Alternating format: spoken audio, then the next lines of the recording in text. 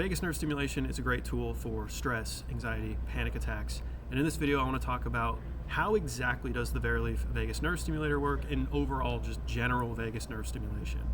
Now, at a high level, the vagus nerve is going to activate your body's parasympathetic response. Now, that's a pretty generic explanation, right? A lot of things talk about activating your parasympathetic response through vagus nerve activation. So breathing exercises might say this activates the vagus nerve and triggers parasympathetic activation.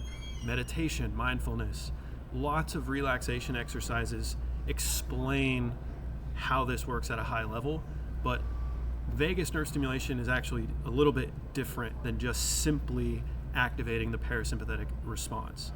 Now, at a more detailed level, there's a couple ways we can explain this. We can explain the details of vagal nerve stim at an anatomical level as well as a functional level.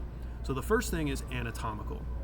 Now, the first thing to understand is Verilief, this device right here, specifically stimulates what's called the auricular branch of the vagus nerve. Now, the auricular branch is what's called an ascending branch, meaning it only travels towards the brain. There is another branch of the nerve called the cervical, which is on the front side of the neck, and that is a descending branch, meaning it travels towards the body. It also has some smaller branches that do go upwards to the brain, but primarily its main function is to travel downward to the body. So the auricular vagus nerve, which is what Verilief stimulates, from here it travels towards the brain stem, and it lands in an area called the nucleus tractus solitarius, or the NTS for short, as well as another region called the locus coeruleus. These two regions are in the brainstem that are responsible for emotional regulation. And from there are these upward trajectories into other parts of the brain that are responsible for anxiety, like the amygdala, which is a place where the fear and panic response occurs. You have the prefrontal cortex, that's where overthinking and worry can happen, as well as the hippocampus, which is responsible for memory and mood regulation. So these areas in the brainstem are where the vagus nerve, the auricular vagus nerve, directly connects. And then from that area in the brainstem, there's also downward trajectories through the descending cervical vagus nerve, which goes towards organs like the heart, the lungs, and the gut. So that's the tract, right? So from the auricular vagus, we're going to the brain. From there, it goes upwards into upper parts of the brain and then downward into the body. Now, from a functional level, what exactly does it mean when you're activating the parasympathetic response? The parasympathetic response is not like an organ. It's not like a single entity. It's a collection of organs and entities that make up one single organization. And so it's not like you're activating the whole thing at once. There's a cascading effect. So it happens in steps. Now, when you are stimulating the auricular vagus nerve, what you're doing first is you're triggering an action potential inside the neurons of that nerve. And we're using low frequency pulses to do that, meaning we're sending in these electrical pulses. It's not vibration, it's not heat, it's not mechanical, it's electrical energy, which is the natural language of the brain. When we're using low frequency pulses, we're activating an action potential, and we're doing it at a certain rate where it causes constant action potentials along the track of the nerve. So we're activating the entire length of the nerve pathway here.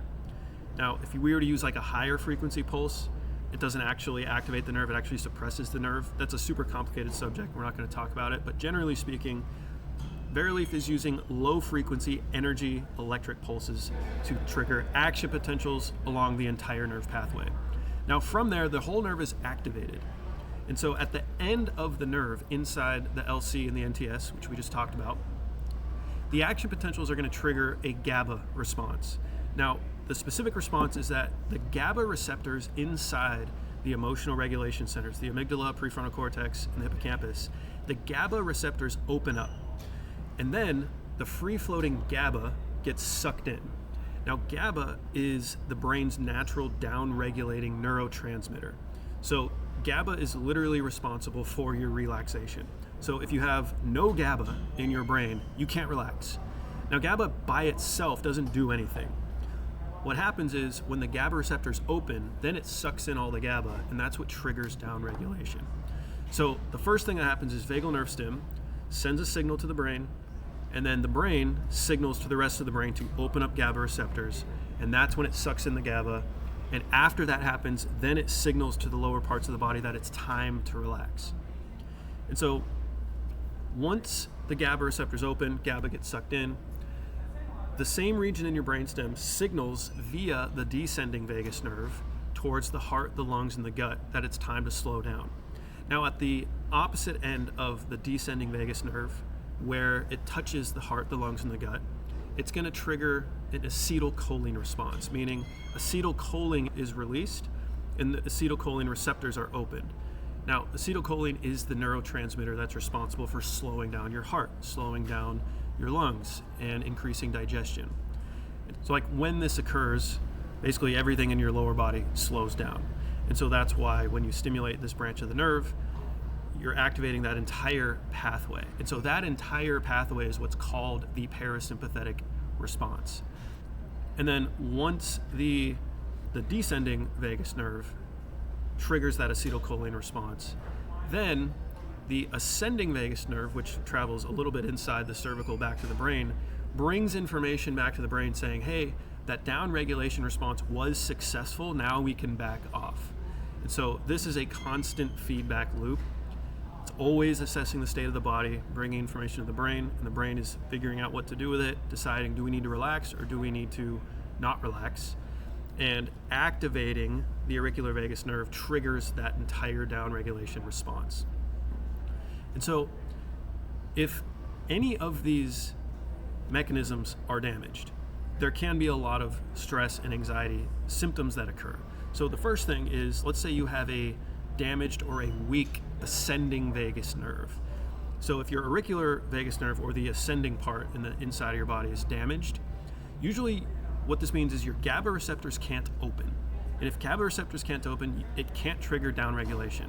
So often this means people are stuck in fight or flight. It just feels like they're constantly stressed.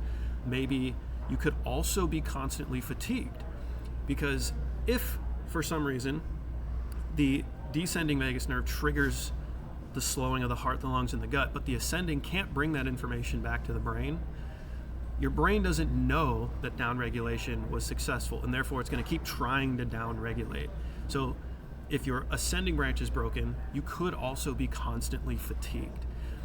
And if this is the case, then we are going to want to strengthen the ascending vagus nerve. And primarily the best way to do that is through auricular vagal nerve stimulation. Now, oftentimes you get an immediate impact, you'll feel the effects right away, but for long-term strengthening, we'll want to do this daily. Now, another potential mechanism that could be broken is you may be deficient in GABA. Now, if you're deficient in GABA, it doesn't matter what you do with vagal nerve stim. The GABA receptors are open, but there's not enough GABA in the brain to get absorbed to trigger downregulation. So what might occur if you are deficient in GABA is you might, again, feel like you're stuck in fight or flight. You're just always on edge, and you may have panic attacks. And so the solution to this is to supplement with GABA. Now, you can take a pill, right? You can take supplements. When you take a supplement, it's going to go into your digestion tract, and it's just a slower acting. You're not going to get like an immediate response. And usually you have to do this for several weeks before you start to notice any improvement. Or you can take a liposomal sublingual GABA supplement.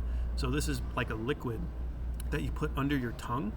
When you put it under your tongue, it's going to bypass the digestive tract, meaning it gets into the bloodstream immediately.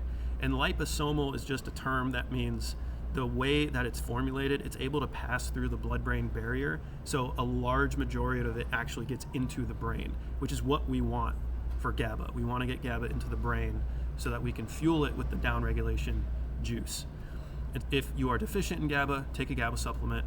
And one way you can take this even further is take a GABA supplement and do auricular vagal nerve stim at the same time.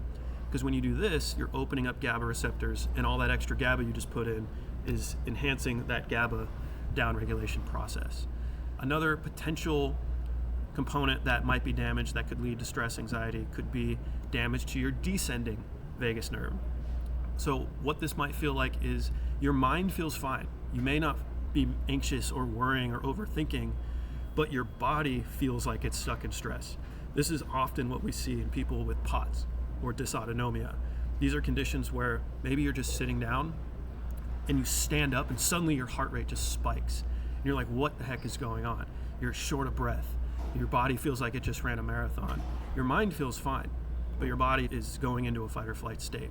And so if this is occurring, we're going to want to stimulate the cervical vagus nerve. You can do this with electrical stimuli, or we can do this with slow, deep breathing. Honestly, the best way to do this is with slow exhales. The simplest way is take a deep breath and just exhale twice as long as your inhale. And we're going to do that for at least 10 minutes, and we'll want to do that every single day for probably the next 6 to 8 weeks. Every time you exhale, we're activating the descending branch of the vagus nerve. So the more we activate the descending branch, the stronger it gets over time. This is free. You can do this anywhere, and it's a very effective way to strengthen the descending branch of the vagus nerve. And a final thing, it's not final, but there's a lot of other potential ways this system could be broken, but one of the main common ones could be an acetylcholine deficiency. So if you are deficient in acetylcholine and everything else is healthy, when the descending vagus nerve signals to the body it's time to slow down, there's no acetylcholine release, meaning your heart rate's not going to slow down, your breathing rate's not going to slow down, your gut's not going to relax, and meaning digestion is not going to be effective. So very simple, just supplement with acetylcholine. There's a lot of supplements out there.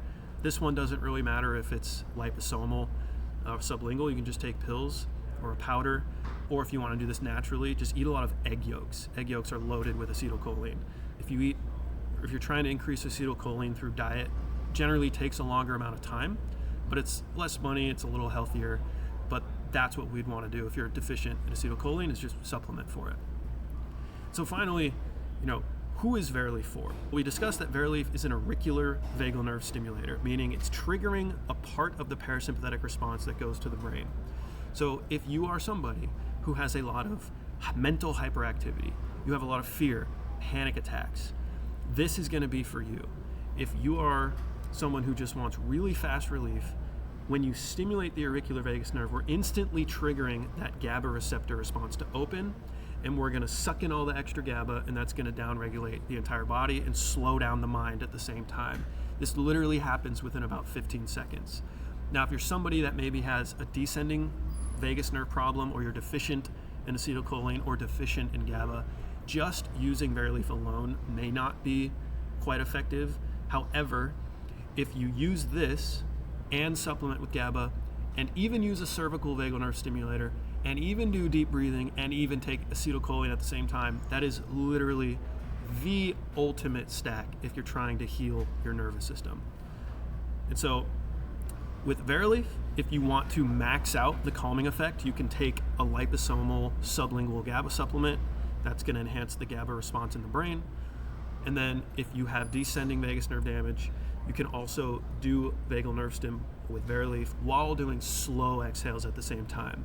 So when we do Verilief with slow exhales, we're getting both the ascending and descending vagal activation at the same time. So we're getting a holistic effect. Super powerful.